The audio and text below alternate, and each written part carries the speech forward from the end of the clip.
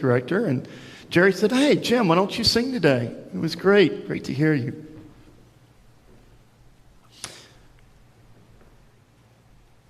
Yeah, I find this hard to believe that 45 million Americans believe this. But recent research shows that 45 million Americans do.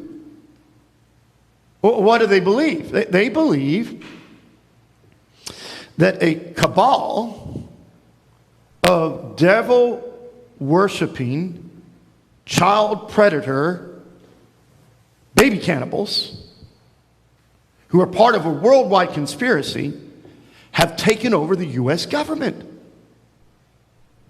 And because they believe that, they believe that we may have to violently overthrow the government to save the country. And, frankly, I get it. If you believe that a bunch of, child predator cannibals have taken control of the government, and that sounds pretty doggone urgent, right? We need to do something about that. So I get why they're a little concerned. But of course,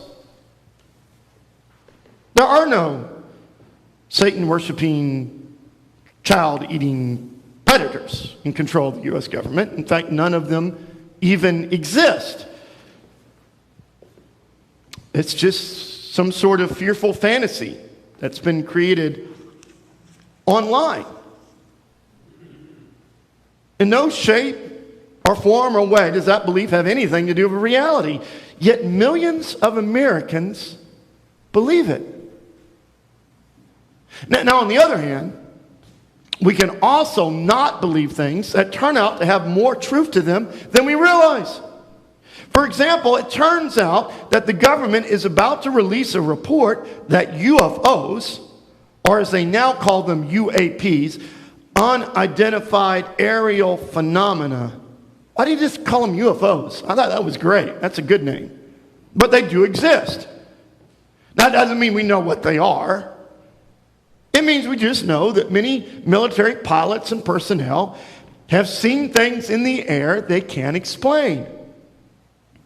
Or take the recent news that many scoffed at a year ago, and it turns out this whole terrible pandemic could have come from a leak in a lab in China. But here's the larger point. Do you know that the same powerful thing drives each and every one of these false beliefs?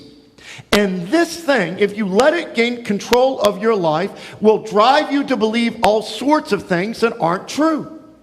It will drive you to a life so much less than what God wants your life to be. Now, what is this thing that will drive your life off the rails before you know it? In these words, God shows you the way. So let's listen and hear what God has to say. And as we come and look at this passage,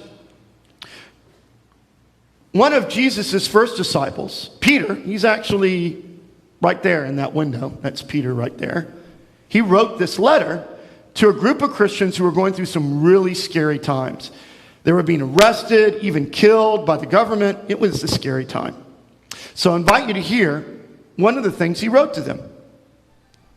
Therefore, prepare your minds for action. Being sober, set all your hope on the grace that Jesus Christ will bring you when he is revealed. Like obedient children, do not be conformed to the desires that you formerly had in ignorance. Instead, as he who called you is holy, be holy yourselves in all your conduct. For it is written, you shall be holy, for I am holy. If you invoke as Father, the one who judges all people impartially according to their deeds, live in reverent fear during the time of your exile. You know that you are ransomed from the futile ways inherited from your ancestors, not with perishable things like silver or gold, but with the precious blood of Christ, like that of a lamb without defect or blemish. He was destined before the foundation of the world, but was revealed at the end of the ages for your sake. And through him, you have come to trust in God, who raised him from the dead and gave him glory, so that your faith and hope are set on God.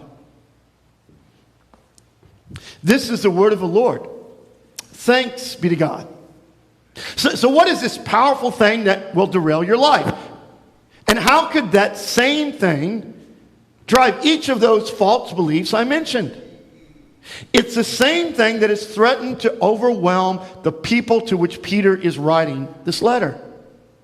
But in these words, Peter shows you the way out. The way to move past this saying that if you let it, will sabotage your life. So what is that way? It is the way of holiness.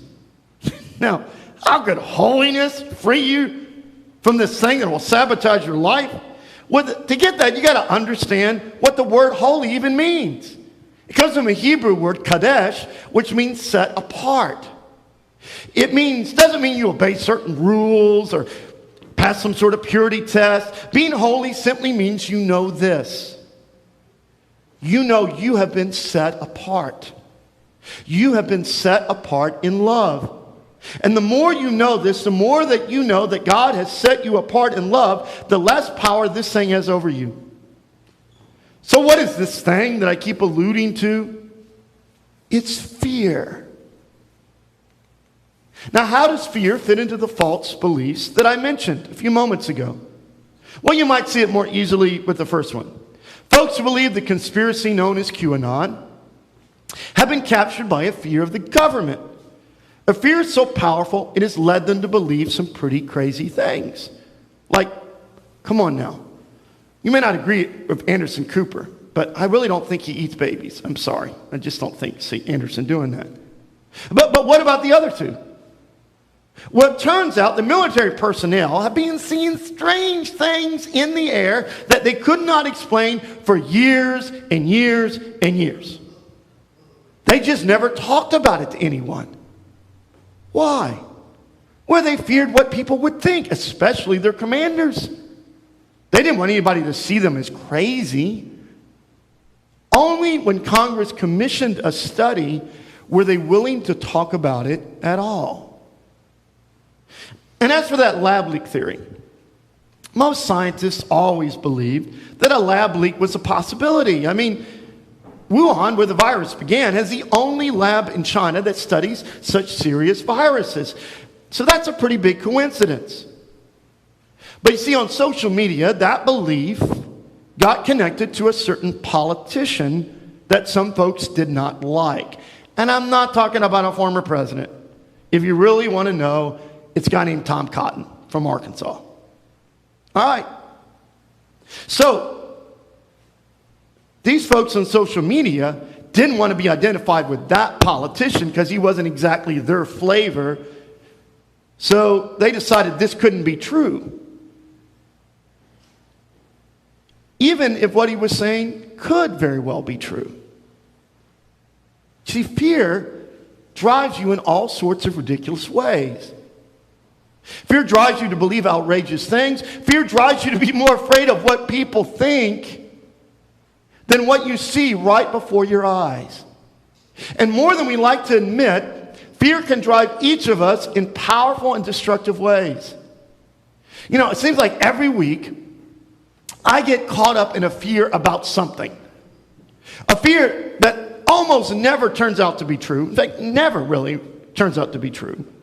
It's always a fear I have to fight against. That's why I love a quote by Mark Twain where he used to say, "Lots of terrible things have occurred to me." And some of them actually happened. See, here's the problem. We don't ever see things as they are. We see things as we are. And often we see things through fear. And that's happening here to these folks to whom Peter is writing. They face a government that fears them. And in that fear, that government is now arresting and even killing them. And that is scary. And they are scared.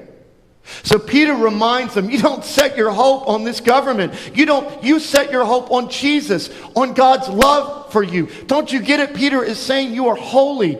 God has set you apart in love. God set you apart with God's very life. And when you know that, you don't need to fear anything. Now, over the last month, I have been meeting with Max, Sophia, and Gavin to get them ready for their first communion day.